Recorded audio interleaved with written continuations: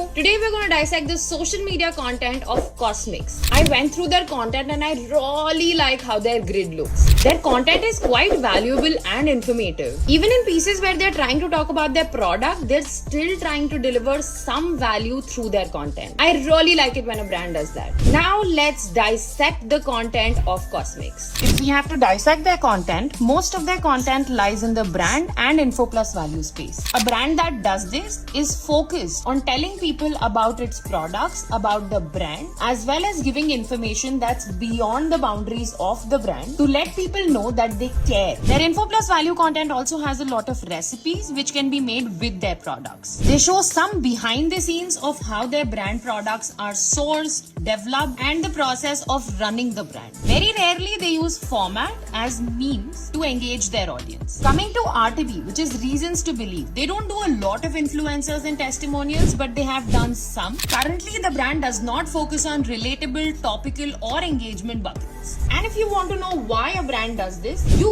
will have to buy this recording of my last brand dissection session, where you can learn how to dissect the social media content of a brand and how to take learnings from that dissection to create content for your own brands. DM or comment dissection and I'll send you the link to buy the recording. I'll see you next time.